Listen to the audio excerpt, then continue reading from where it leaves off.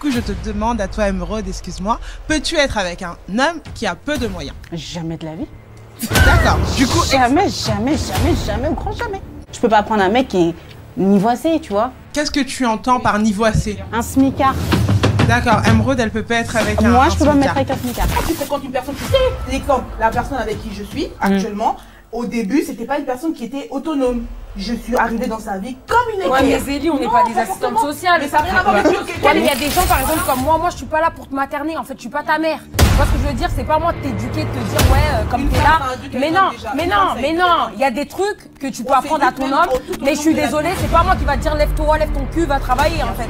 Ça doit être carrément dans ta tête, en fait. Tu travailles, tu sais très bien que moi, je gagne plus que toi, tu gagnes le SMIC, tu veux qu'on fasse Mais quoi? dans la vie, il y a toujours des Mais processus. t'as rien compris, en Il y a fait. des processus. Mais tu t'es bien trompé sûr. d'adresse. Non, pas Mais jamais de la vie. Moi, je suis avec toi. Donc en fait, avec en toi, gros, de le toute mec, il arrive, il voit, je gagne 1500 balles de ma CAF, admettons, je travaille pas, je suis une mère au foyer, tu viens avec 1000 balles, mais tu veux quoi?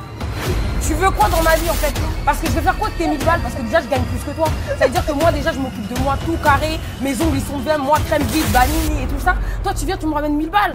Ceux qui pensent que l'hypergamie se résume simplement à une femme qui choisit son partenaire en fonction de son statut social et financier n'ont absolument rien compris à la nature féminine et je vais vous expliquer pourquoi dans cette vidéo. Hola, que tal la familia? Bienvenue sur ma chaîne YouTube Alphatitude, aka le professeur de la Red Pill. Et sur cette chaîne, on parle de dynamique sociale et de séduction. Alors si tu aimes ce genre de contenu, n'hésite surtout pas à t'abonner et on attaque avec la vidéo du jour. Alors aujourd'hui, nous allons voir les principes de l'hypergamie et essayer de comprendre comment fonctionne la nature féminine. La majorité des femmes pratiquent l'hypergamie, donc 51% des femmes et plus vont agir de la manière suivante lors de leurs interactions avec le sexe opposé. Imagine l'hypergamie comme l'oxygène, une énergie, une loi universelle qui, à chaque fois que tu interagis avec une femme, est en train d'opérer. Pour comprendre la nature féminine, nous allons l'analyser d'un point de vue biologique. Pour ce faire, on va dans un premier temps définir le terme biologie. Biologie, ensemble de toutes les sciences qui étudient le cycle reproductif des espèces vivantes. Autrement dit, analyser les femmes d'un point de vue biologique revient à étudier le cycle reproductif des femmes d'un point de vue plus primaire, plus primitif, quasi animal. Et selon la théorie de darwinisme, le darwinisme considère l'homme comme un animal issu de l'histoire évolutive comme toutes les autres espèces. Cependant, l'homme peut être considéré comme la créature la plus évoluée sans rupture nette avec les autres animaux. Maintenant que nous avons défini le cadre, commençons notre analyse. Tous les êtres humains viennent avec ce qu'on peut appeler un software de base. Par exemple, quand tu reçois ton nouvel iPhone, il vient avec un logiciel déjà installé, iOS, et sans ce logiciel, ton téléphone ne pourrait pas fonctionner. Sache que les êtres humains viennent aussi avec un logiciel de base, et ce logiciel a pour but, dans un premier temps, d'assurer tes besoins primaires qui sont liés à la sécurité, se trouver un logement, trouver de quoi se nourrir et se vêtir, et une fois que ces fondements sont assurés, le but de ton programme consiste à se reproduire avec la meilleure option génétique possible pour assurer la survie de ta descendance. Et cela s'applique aussi bien pour les hommes que pour les femmes. C'est le programme qui t'a permis de voir le jour et dont tous les êtres humains sont dotés, même aujourd'hui au XXIe siècle. Pour optimiser leur stratégie de reproduction, les femmes ont recours à ce qu'on appelle l'hypergamie féminine. Et l'hypergamie va bien plus loin que juste choisir l'homme qui a le meilleur statut social et financier. Je suis sûr que vous avez pu vous en rendre compte, les femmes sont bien plus complexes que cela. L'hypergamie a pour but d'optimiser les deux parties de la reproduction féminine.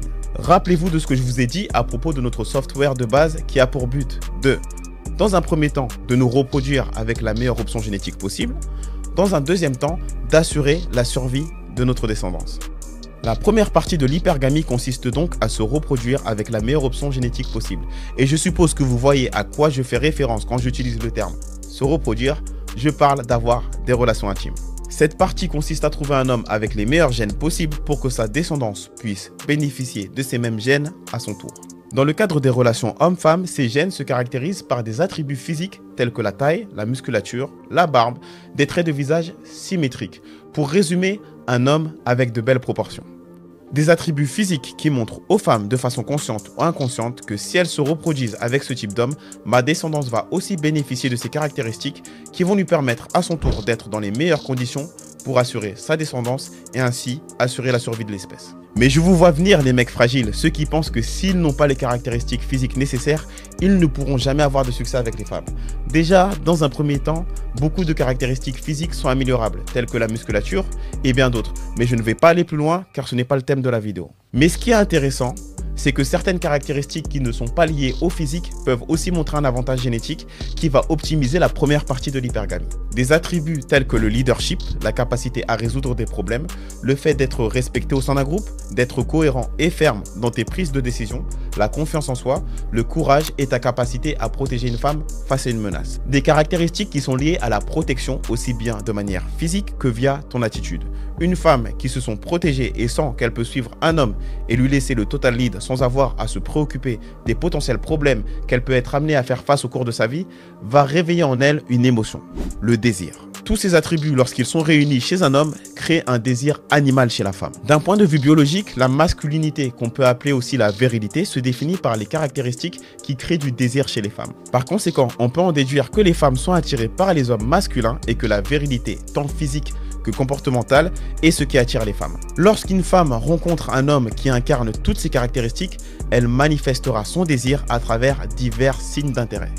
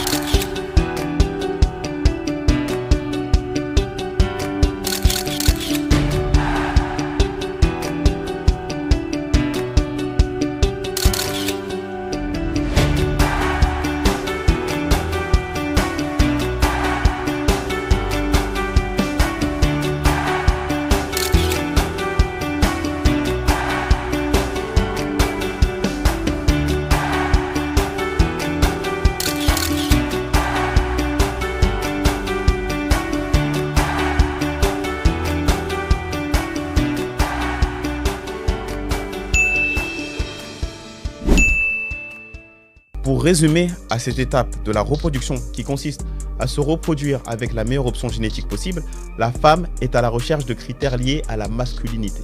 Et les femmes sont en parfait accord avec ce côté primitif de l'homme et de cette virilité pendant l'acte sexuel. Préfères-tu qu'on te défonce comme une chienne ou avec le respect? Comme une chienne. Comme une chienne ou avec le respect? Pas avec le respect. Bon, il y a comme du respect, mais trop doux, trop calme, c'est pas... Comme une chienne quoi. Préférez qu'on vous défonce comme une chienne ou avec le respect? Non mais non. Ah bah comme une chienne. Oh là là. Moi je pense plutôt si c'est ton copain, il peut te traiter comme une chienne. Pourquoi? Point d'interrogation. Parce que si tu te traites comme une... Enfin si tu te traites normal, je pense que la meuf elle va aller voir ailleurs. Hein. Pour faciliter la compréhension de ces concepts liés à la première partie de l'hypergamie, on va utiliser le terme alpha pour faire référence à tous ces signes de virilité qui créent le désir chez les femmes. La deuxième partie de l'hypergamie a pour but d'assurer la survie de sa descendance. Cela consiste à optimiser la capacité de la femme à avoir des ressources disponibles sur le long terme pour assurer sa propre survie et celle de sa descendance. Cela s'explique d'un point de vue biologique car pendant la grossesse, les femmes étaient physiquement plus faibles et devaient s'assurer qu'un homme ou plusieurs soient disposés à leur fournir des ressources.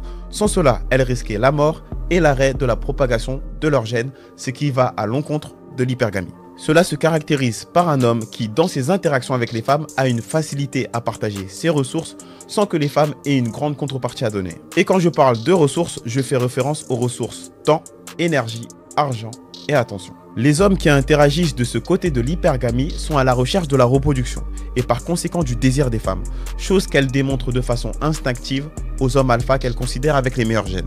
Et une des règles de la nature est que le désir ne se contrôle pas et ne se négocie pas. Et c'est une règle que les hommes de ce côté de l'hypergamie ont du mal à comprendre et c'est pour cela qu'ils vont traiter de négocier le désir des femmes avec l'utilisation de leurs ressources de façon excessive. Mais plus les hommes vont être disposés à donner leurs ressources sans rien recevoir en retour, moins les femmes vont ressentir de désir. Ces hommes peuvent avoir accès à la reproduction, mais celle-ci est donnée sous condition. La condition d'utiliser leurs ressources ou de s'engager dans une relation exclusive afin que la femme soit sûre d'être la seule à pouvoir profiter de ses ressources. Pour faciliter la compréhension de ces concepts liés à la deuxième partie de l'hypergamie, on va utiliser le terme bêta pour faire référence aux hommes qui ont une facilité à utiliser leurs ressources pour négocier le désir des femmes. Maintenant que nous avons vu les deux parties de l'hypergamie féminine, nous pouvons arriver à la conclusion suivante. Face aux hommes alpha alpha, qui sont ceux qui vont avoir une dominance de comportement liée à la virilité, les femmes vont ressentir un désir animal lorsque celui-ci correspond à leur standard. Lorsqu'elles ont affaire à un homme présentant ces caractéristiques, elles vont agir de façon émotionnelle et vont avoir une facilité à se reproduire avec ces hommes sans que ces derniers soient dans l'obligation d'utiliser beaucoup de ressources. Face aux hommes bêta, les femmes ne vont pas ressentir de désir animal. Par conséquent, elles seront beaucoup plus dans leur rationalité et chercheront à optimiser leur stratégie sur le long terme en trouvant le meilleur compromis pour avoir accès à un maximum de ressources en fournissant un minimum d'efforts. Donc on peut constater qu'une de ces stratégies est programmée pour le court terme, la partie alpha, procréer avec la meilleure option génétique possible, et l'autre stratégie est optimisée sur le long terme, la partie bêta, pour assurer la survie de sa descendance. Je souhaite revenir sur les termes alpha et bêta qui sont des concepts et qui ne représentent pas le bien contre le mal. Ce sont juste des concepts et des comportements différents qui apportent des résultats différents. De plus, ces concepts ne sont pas absolus. Tu n'es pas 100% alpha ou 100% bêta. Par exemple, si tu as une dominance de comportement alpha, les femmes vont te percevoir à dominance alpha malgré que tu aies quelques agissements que l'on puisse considérer bêta. Il faut comprendre que alpha et bêta est une énergie qui est influencée par l'accumulation de tes comportements. Cependant, n'oublions jamais que l'hypergamie évolue dans un contexte. Je vais te donner un exemple. Vois cela comme un combat dans Street Fighter. C'est comme si tu avais une barre de vie et que chaque comportement bêta t'infligeait des dommages et diminuait le désir que les femmes peuvent ressentir envers toi. Mais lorsque tu as une grande valeur sur le marché et que tu combats face à un adversaire moins fort, autrement dit une femme qui a une valeur significativement inférieure à la tienne sur le marché des relations hommes-femmes, selon les critères que nous allons voir dans une autre vidéo. Dans ce contexte, tu peux te permettre d'avoir plus de comportements bêta et ces comportements bêta vont être moins sanctionnés et vont moins avoir d'impact sur le désir que cette femme peut ressentir et notamment pendant le début de la relation. Ou tu peux également avoir des interactions avec une dominance de comportement avec une femme et une interaction avec une autre femme le même jour et avoir un comportement beaucoup plus bêta. Dans ce contexte, tu étais la même personne pendant les deux interactions, mais ton comportement et ton énergie étaient différentes dans chacune d'entre elles. Donc n'oublions jamais que l'hypergamie va toujours s'adapter à son contexte pour optimiser la réussite de sa stratégie. L'idéal pour une femme est de trouver les caractéristiques alpha et bêta chez le même homme pour optimiser les deux parties de son hypergamie. Mais le problème est que ces deux caractéristiques se définissent par des comportements totalement opposés. Un homme alpha qui adopte beaucoup de comportements bêta sera bêta par définition. On peut donc en déduire que l'hypergamie féminine est une dissonance cognitive. Une dissonance cognitive est la coexistence chez un individu d'éléments de connaissance qui, d'une manière ou d'une autre, ne s'accordent pas et entraînent de sa part un effort pour les concilier. Va te dire à une meuf, c'est quoi ton style de mec? Elle va te dire quoi? Ouais, je veux un mec calme, sérieux, mais un peu foufou. Ça veut rien dire ça? Un mec calme et un peu foufou. Ouais, je veux un mec mature, mais qui a su garder son âme d'enfant. C'est quoi ça, quoi? Mature et avec une âme d'enfant, c'est quoi? Tu veux un mec qui a le syndrome de Peter Pan? C'est ça que tu veux? Je veux pas un mec, je veux un homme. Tu vois, c'est pas la même chose. Hein? Je veux un mec qui est en retrait, mais qui va de l'avant. Un mec prudent qui prend des risques. Un mec qui pense à l'avenir, mais qui vit au jour le jour. Wesh! Ça veut rien dire, les meufs, oh là! Ouais, je veux un mec timide, mais qui a confiance en lui. Comment tu veux que c'est possible, ça? C'est impossible! Les femmes, pour répondre à cette dissonance cognitive, ont recours à plusieurs astuces pour déterminer si elles ont affaire à un individu avec davantage de comportements alpha ou bêta. Le premier outil est tout simplement l'observation. Les femmes ont de façon générale plus de capacité d'analyse des interactions sociales que les hommes. Sache que lorsque tu engages une conversation avec une femme pour la première fois, elle peut rapidement déterminer si tu dégages une énergie alpha ou bêta en observant ton comportement durant l'échange. Je vais te donner un exemple. Tu te présentes à une femme pour l'aborder. Dans un premier temps, elle va t'analyser et voir si tu disposes des atouts physiques liés à la masculinité. Par la suite, elle va analyser la façon dont tu te tiens, ton langage corporel, le ton de ta voix, ton élocution, ta nervosité, ta capacité à sexualiser la conversation. Tous ces éléments qu'une femme peut analyser en seulement quelques secondes d'interaction. Et en voici un très clair exemple. Hello, welcome in. I'll have you take that. What's your name? My name is Chandler. Chandler? Yes. Okay, and Chandler, how old are you? 28. I just popped in just because I don't like your outfit. Anime, not that either. Pokemon, so that's a deal or I think breaker? no, I don't know. It's just childish. But I'm a very, like, not aggressive, but I'm a very dominant person, and I just can't see you being overly dominant over me. So I just feel like we would be better as friends. De plus, un homme qui a une dominance de comportement alpha va par conséquent attirer d'autres femmes. La logique fait qu'un homme alpha va avoir le comportement d'un homme qui a des options. Par conséquent, si une femme est face à un homme qui, dans son comportement, lui démontre qu'elle est son unique option, cela est un indicateur qu'elle est probablement face à un homme à dominance bêta, ce qui crée une baisse de désir. Pour illustrer cela, un homme sans option aura tendance à utiliser davantage de ressources pour séduire les femmes, à être souvent disponible, accessible, trop gentil, sans rien attendre en retour, ce qui est l'une des principales caractéristiques d'un homme bêta. Encore une fois, n'oubliez pas que l'hypergamie évolue dans un contexte, donc en fonction du contexte, cet exemple peut être pertinent ou non. Par exemple, une femme qui a beaucoup souffert de ses relations passées avec les hommes alpha peut tout d'un coup démontrer de l'intérêt à un homme bêta et le considérer comme sa première option. Car à ce moment de sa vie, cette femme privilégie les relations à long terme. Dans cette situation, le contexte est donc en faveur de l'homme bêta. Mais dans 51% des cas et plus, un homme qui montre qu'il n'a pas beaucoup d'options est une caractéristique indésirable pour les femmes. D'un point de vue biologique, l'idéal pour une femme est que son homme soit dans la capacité d'avoir beaucoup d'options car cela profite au côté alpha de l'hypergamie, mais que ce dernier décide de s'engager qu'avec elle et cela profite au côté bêta de l'hypergamie.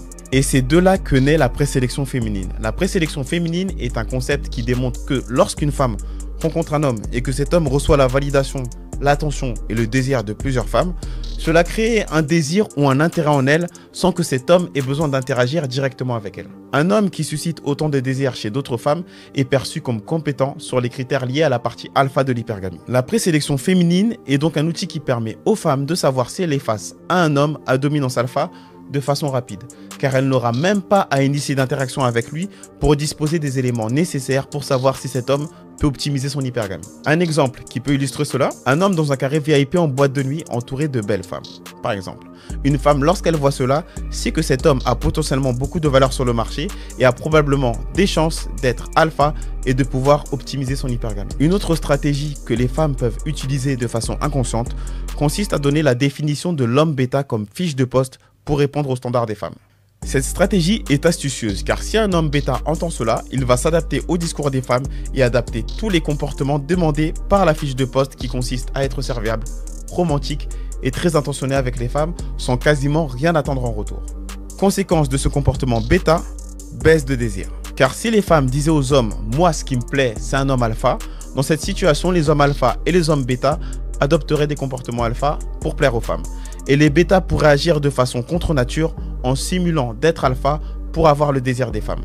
Or, si cette femme dit aux hommes qu'elle est attirée par les hommes bêta se conduiraient de façon encore plus bêta pour essayer d'avoir le désir des femmes. Et les alphas resteraient alpha car avec leur mentalité d'abondance et leurs potentielles options, ils n'auraient aucun intérêt à agir de façon bêta. Et en agissant de la sorte, les femmes peuvent donc dissocier les alphas des bêtas.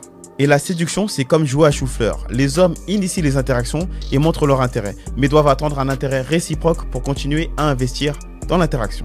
D'où la référence chou-fleur. Je fais chou et j'attends qu'elle fasse fleur en me montrant des signes d'intérêt. Donc l'homme alpha va démontrer son intérêt aux femmes qui correspondent à ses standards et qui lui montrent de l'intérêt en retour.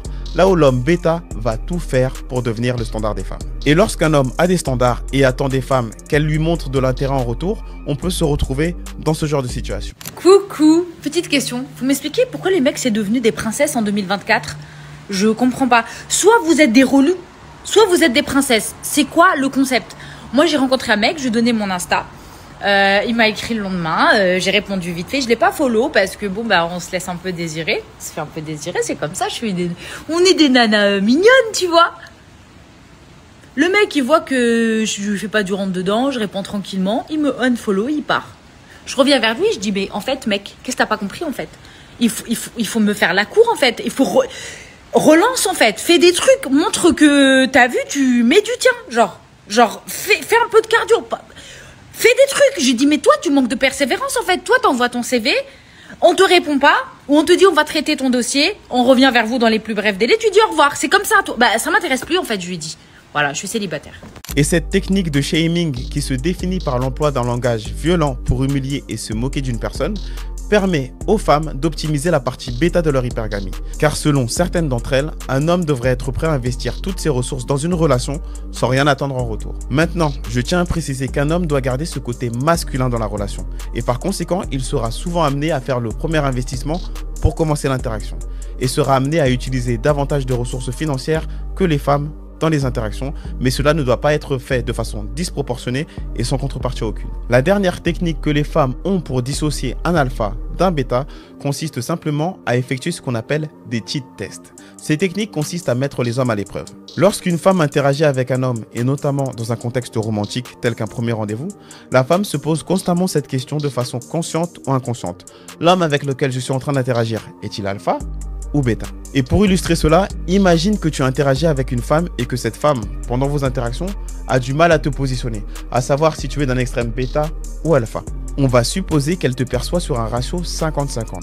Sache que dans ce cas, la quantité de cheat test peut être amenée à augmenter, car elle a besoin de répondre à cette problématique d'un point de vue évolutif pour déterminer quelle partie de son hypergamie tu peux optimiser. Supposons que tu sortes avec une fille et que tout se passe bien, et du jour au lendemain, elle va mettre plus de temps à te répondre que d'habitude et va être distante dans son comportement alors que rien ne justifie cela. À ce moment-là, elle veut voir si tu vas agir comme un homme qui a des options et te détacher ou revenir vers elle pour comprendre pourquoi elle est aussi distante. Aucun de ces deux comportements n'est bien ou mal, c'est juste que chacun d'entre eux optimise chacune des parties de l'hypergamie. Maintenant, je tiens à préciser que ce n'est pas parce que tu reviens lui parler que tu es bêta, mais ta façon de revenir lui parler, l'énergie que tu dégages pendant vos interactions par message ou en réel vont être les éléments dont elle aura besoin pour déterminer la dominance alpha ou bêta. C'est comme si les femmes, lorsqu'elles voient un homme, elles voyaient un mur de briques. Et les femmes ont besoin de savoir si ce mur est solide ou présente quelques faiblesses. Et pour être sûr de cela, certaines femmes vont se sentir dans l'obligation d'appuyer sur chacune des briques pour savoir à qui elle a affaire. Elle pourra se demander par exemple, est-ce que c'est un homme qui a confiance en lui sur son physique? Et pourra te dire, pendant vos premiers rendez-vous, j'avais jamais remarqué que ton nez était aussi grand. À ce moment-là, elle est en train de te tester de façon consciente ou inconsciente. Tu peux te sortir de ce genre de cheat test en utilisant l'humour, en répondant par exemple « Comment t'as fait pour pas le remarquer? À chaque fois que je prends un selfie, mon nez il prend toute la photo. » Et tu utilises l'humour pour te sortir de cette situation et tu lui montres que son commentaire ne t'a pas affecté. Sache que si tu échoues à ces cheat tests, tu lui montres que l'une des briques du mur bouge et cela peut lui donner envie de tester les autres briques pour avoir plus d'informations sur ta dominance alpha ou bêta. Et si tu tombes sur une femme avec de mauvaises intentions, certaines peuvent utiliser ces briques qui bougent à chaque fois qu'elle estimera que tu vas faire un peu trop l'alpha avec elle. Dès qu'elle va considérer que tu feras un peu trop l'alpha, elle pourra te dire des phrases du genre « Pourquoi tu fais le malin avec ton gros nez là? Va faire la vaisselle là !» Maintenant, il faut savoir que toutes les femmes n'ont pas recours à chacune des techniques que j'ai citées pour déterminer si tu es alpha ou bêta, car juste via l'observation, une femme peut avoir la réponse à ce doute évolutif qu'elle a besoin de résoudre pour optimiser son hypergamie. La plupart vont juste t'observer, te laisser avancer dans les étapes de la séduction et dès qu'elle considérera que tu n'optimises pas son hypergamie, soit elle prendra ses distances via le ghosting, soit si tu as de la chance, te donnera le motif de son refus. Une femme qui te donne le motif du refus est une information importante car cela te permet d'identifier les caractéristiques et les comportements que tu adoptes qui n'optimisent pas ta stratégie de reproduction en tant qu'homme. Avec ces éléments, tu peux travailler sur ton développement personnel et augmenter ta valeur aux yeux des femmes. Par contre, si tu optimises son hypergamie, elle acceptera de se mettre en couple avec toi ou te fera des demandes de façon indirecte pour te faire comprendre qu'elle est prête pour une relation exclusive. Elle va te poser des questions du genre « Qu'est-ce que tu ressens pour moi? Qu'est-ce qu'on est toi et moi? Est-ce que tu vois une autre fille ?» Ça, ce sont tous les signes qui montrent qu'une fille est prête à se mettre dans une relation. Chose à savoir est que dans certains cas, les femmes en relation utilisent l'infidélité pour optimiser leur hypergamie. Elles se mettent en couple avec un homme bêta pour assurer leurs ressources et le trompent avec un homme alpha pour la partie plus charnelle de la relation. Et inversement, certaines femmes sont en couple avec des hommes dominants alpha mais recherchent le côté bêta en dehors de la relation. Souvent avec un meilleur ami homme à qui elles se confient dès qu'elles se sentent incomprises dans leur relation. Tu as d'ailleurs peut-être été un jour ce meilleur ami qui était toujours disponible lorsque ton ami avait un problème avec son petit copain alpha. Ne t'inquiète pas, j'ai déjà été plus d'une fois dans cette situation dans le passé avant de comprendre les subtilités de la nature féminine. Pour optimiser leur hypergamie, les femmes ont souvent recours à la bétaïsation. Cela consiste à être attirée et ressentir du désir pour un homme qu'elles considèrent comme alpha et lorsqu'elles s'engagent dans une relation à long terme avec cet homme, elles tendent à essayer de le convertir progressivement en bêta pour sécuriser la relation. Cette conversion entraîne souvent une baisse de désir chez la femme, ce qui est un motif de rupture assez fréquent dans les relations longues. Pour conclure, pour séduire une femme et maintenir une relation sur le long terme, un homme doit être capable de démontrer des qualités de protection et d'assistance au niveau des ressources. Autrement dit, l'homme doit apprendre à jouer des deux côtés de l'hypergamie. Ma recommandation est de toujours commencer tes relations du côté alpha de l'hypergamie et de maintenir une dominance de comportement alpha. Cela permet à ta partenaire de ressentir du désir envers toi en permanence, sans pour autant négliger les actes bêta qui sont essentiels pour maintenir une relation. Pour te donner un exemple, vise un ratio de 70% alpha, 30% bêta. Tu devras aussi être en mesure de créer une connexion émotionnelle avec ta partenaire pour qu'elle se sente spéciale et unique à tes yeux. Si tu réunis tous ces éléments dans une relation, tu optimiseras tes chances de rendre une femme heureuse sur le long terme. Cependant, je ne te cache pas que cela reste une tâche très difficile étant donné la nature émotionnelle des femmes. C'est la fin de cette première partie consacrée à l'hypergamie féminine via une analyse du prisme alpha et bêta. Dis-moi ce que tu en as pensé dans les commentaires. Dans cette vidéo, le but était de te faire comprendre que l'hypergamie va bien plus loin que juste sélectionner son partenaire en fonction de son statut social et financier. Un homme qui possède certaines caractéristiques physiques et comportementales liées à la masculinité aura pas de mal à optimiser la partie alpha de l'hypergamie féminine et à créer du désir chez les femmes et à coucher avec elles pour des relations court terme. Moi, par exemple, qui ai travaillé dans le mannequinat, qui a fait de la télé-réalité, qui était coach sportif et était entouré de femmes constamment, je n'avais aucun mal à avoir accès à des femmes physiquement super attirantes et pourtant, croyez-moi, j'étais loin d'être riche. Mais j'ai appris à répondre aux codes de la partie alpha de l'hypergamie. Par contre, si tu n'as pas travaillé certaines caractéristiques que représente un avantage pour une femme sur une relation à long terme, tu n'optimiseras pas la seconde partie de son hypergamie et rencontreras du mal à te mettre dans une relation à long terme. C'est pour ça qu'il est important de pouvoir jouer des deux côtés de l'hypergamie, surtout si tu souhaites avoir une partenaire de vie. Et dans la prochaine vidéo, nous allons voir quels sont les critères de sélection qui permettent aux femmes de choisir le meilleur des alphas ou les meilleurs des bêtas qu'elles ont à disposition pour optimiser leur hypergamie dans le but de se reproduire avec la meilleure option génétique possible pour assurer leur descendance. Et n'oublie pas, ne reproche pas aux femmes d'être ce qu'elles sont et n'attends pas d'elles ce que leur hypergamie ne peut t'offrir. Sinon, tu risquerais de tomber dans la frustration et le côté obscur de la red pill. L'hypergamie a contribué à la survie de notre espèce, alors sois reconnaissant que les femmes prennent ce genre de décision. Si tu souhaites optimiser tes résultats avec les femmes, n'hésite surtout pas à faire un tour dans la description et jeter un coup d'œil sur mon accompagnement de 90 jours et les différentes formations qui vont te permettre d'avoir une vie sentimentale plus épanouissante. C'est tout pour moi, j'espère que tu as apprécié mon contenu et je te dis à très bientôt pour la prochaine vidéo.